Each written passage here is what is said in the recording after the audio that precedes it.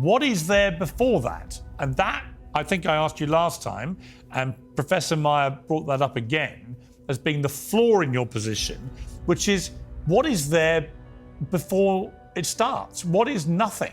Piers Morgan presses Richard Dawkins on the issue of God and what started the Big Bang. So let's get right into the video. Make sure to watch till the end because I have a Bible verse that will tie all of this together. Talk about this issue of God, because we had a long chat about this last time. I do believe, for what it's worth, I do believe in God. I do believe in an afterlife. I find it comforting. I also find, as I said to you last time, I find it explains things which are otherwise completely inexplicable.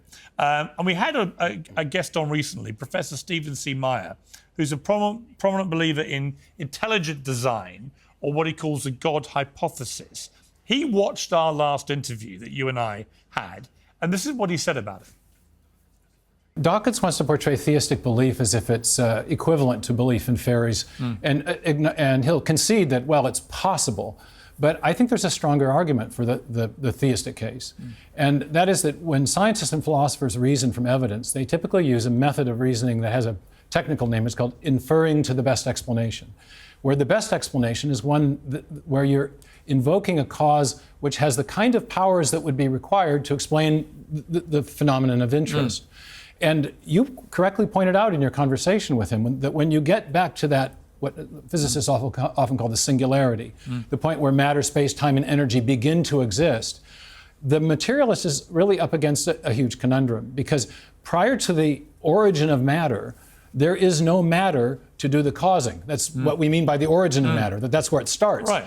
And so if you want to invoke a cause which is sufficient to explain the origin of matter, you can't invoke matter. It's in principle, the materialistic explanations are in principle insufficient.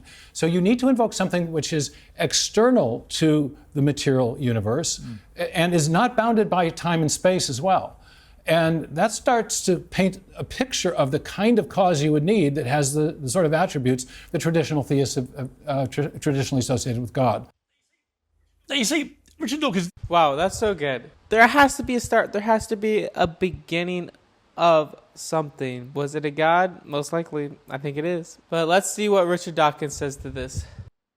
This is the nub of, I think, my whole issue with your position on this. And you can respond, obviously, to what you just heard in a moment. But given your new book is about the genetic book of the dead, and it effectively takes us from here to in perpetuity on a genetic trail where each part of existence feeds the next and so on. And I totally subscribe to that. The genome of every body and every organization and so on creates, as you say, a comprehensive dossier on all the world as it moves forward. I get it. But when you go back to the very start, what is there before that? And that, I think I asked you last time, and Professor Meyer brought that up again as being the flaw in your position, which is what is there before it starts? What is nothing? This is a question for a physicist, not a biologist, but what I would answer to Professor Meyer is that we need to explain complexity in terms of simplicity. And of course it's true that I cannot say what was there before the Big Bang. Physicists sometimes tell us that the word before doesn't even mean anything before the Big Bang. But whatever it was, it but it got to be has to, simple. doesn't it? You cannot suddenly invoke... Doesn't it have to?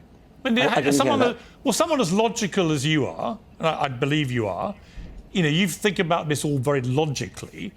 A logical mind surely has to appreciate that before the Big Bang, there has to have been something before then. Otherwise, what is nothing? A physicist will tell you that yeah, but what do you tell me? I'm trying to tell you what a physicist would say first of all. They would say that you cannot use the word before for the Big Bang. Time began at the Big Bang. There was no before the Big Bang. I know it's contrary to common sense. Physicists don't necessarily deal with common sense. Well, it makes no sense, does it? And that's what I mean. I think you're a logical man. That cannot make sense to you.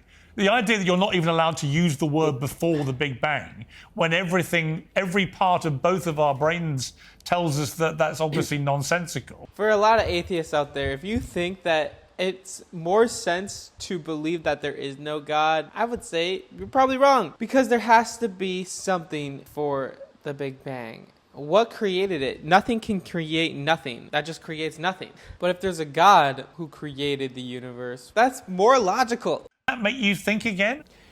We are not physicists. I, like you, am completely baffled by what physicists say to me, which is that you cannot use the word before for before the Big Bang.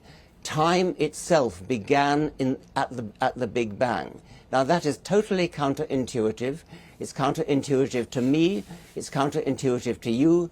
It's counterintuitive to Stephen Meyer. But we are not physicists. And you need to talk to a physicist. Talk to a physicist about that. And they will tell you that you cannot use the word before for the Big Bang.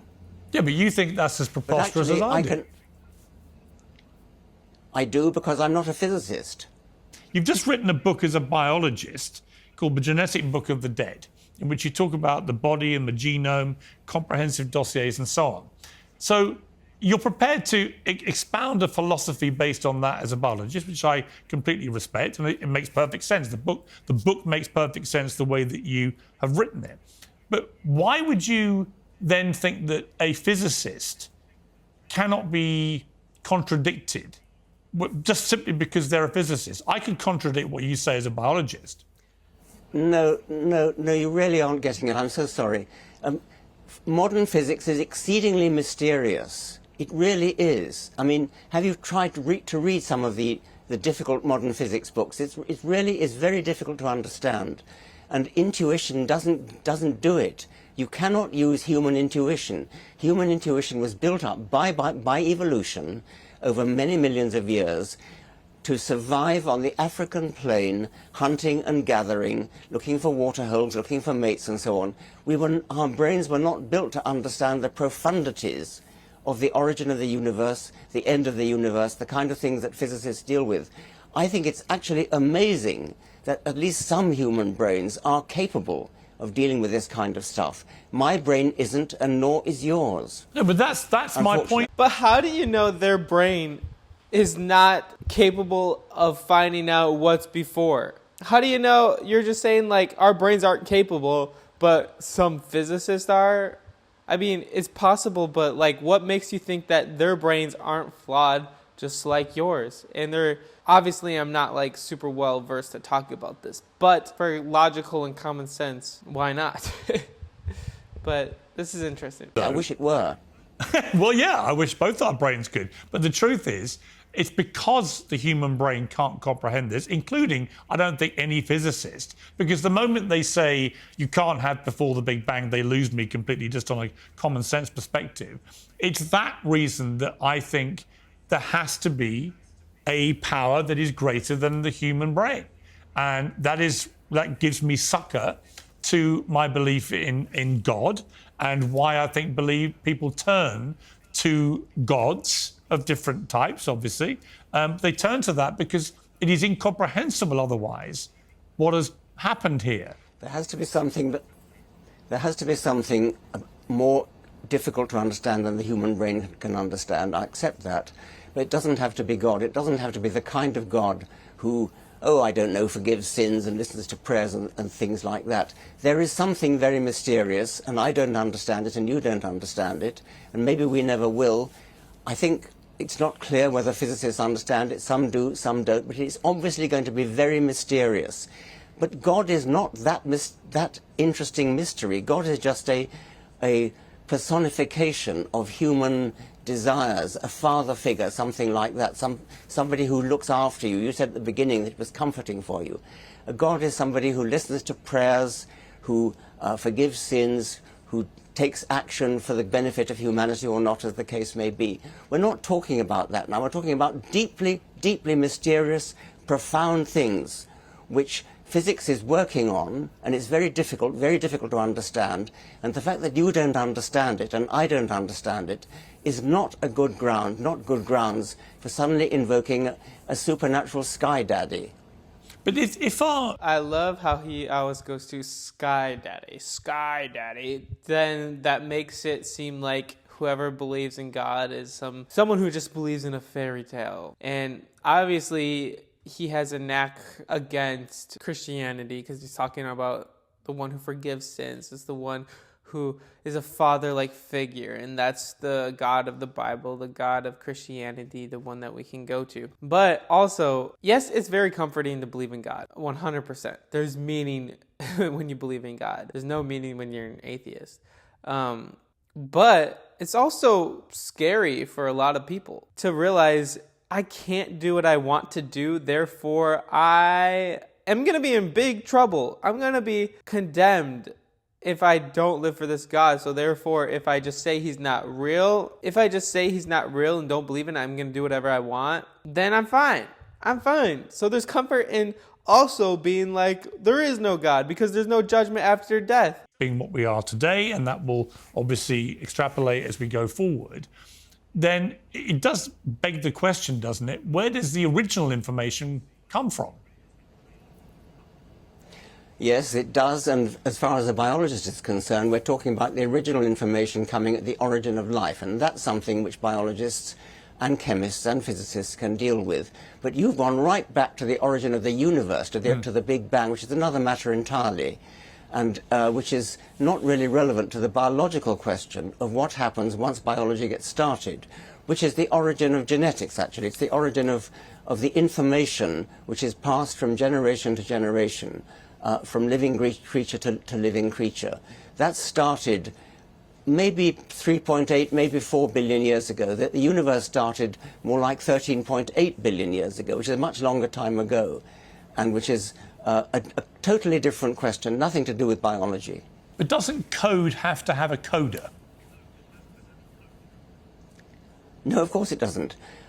Code arises spontaneously at the origin of life. Something very, very simple, probably, at the origin of life, which was not genetic, not DNA at least. It would have been some kind of genetic, some kind of coding, which would be a self-replicating molecule. Once you get a self-replicating molecule, then you have the possibility of mutation, which is the mistake in coding. But where does that come from? You were about to say something? Yeah, where does it come from? It comes from a random accident in chemistry at some time around 3.8 to 4 billion years ago. And what? Okay, but what? Wow, that's such an amazing scientific fact. It came from a random accident in chemistry that caused everything to happen. That's an amazing scientific fact. They're coming up with these conclusions on their own. They're just guessing. It's a random thing. I don't know. Something happened. Labour this point, but I'm genuinely fascinated. Genuinely. Okay. So it happened 4 billion years ago. There was this chemical thing, whatever. But what was there before the chemical thing?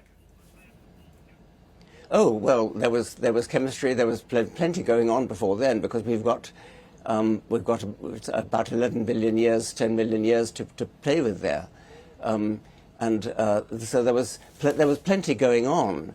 What happened 4 billion years ago was a spontaneous, accidental arising of a molecule which made copies of itself.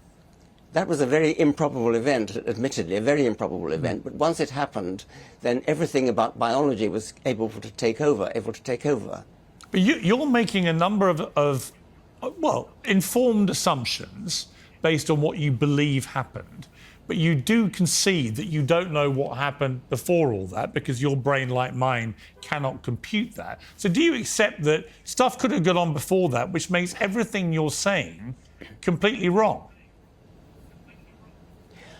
You're talking about two different kinds of before. You're talking about the origin of the universe, and now we're talking about the origin of life. Well, I'm just saying, if you go back generally billions of years, none of us were there, right? Everyone's got their view about what may or may not have happened. But do you accept that the way that your brain has computed what is likely to have happened to get us to where we are today, it could be based on a false original pretext? I accepted that for the origin of the universe, which is another matter. Now we're talking about the origin of life. And again, we don't know how that happened, but it's nothing like so mysterious as the origin of the universe.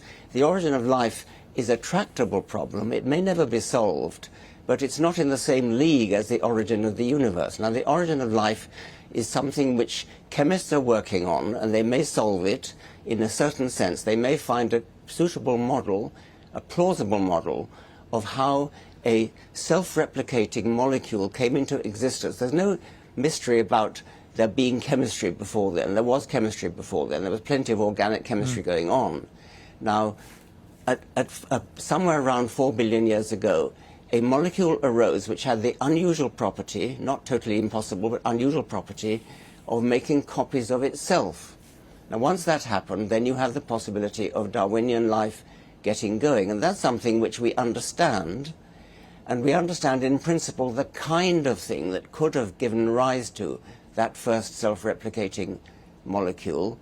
And it's an active field of research, but it's not a field that is necessarily going to yield results because it happened a long time ago under conditions that we can't repeat now. But that's not a big mystery like the origin of the universe. But are they not, okay, but are they, I rather, hear what you say, but are they not directly connected? In the sense, if you don't understand or know how the universe began or what was there before then can you really fully understand the origin of life? I mean, you can have some clues about what may have ignited. That's so interesting, but it just seems to me like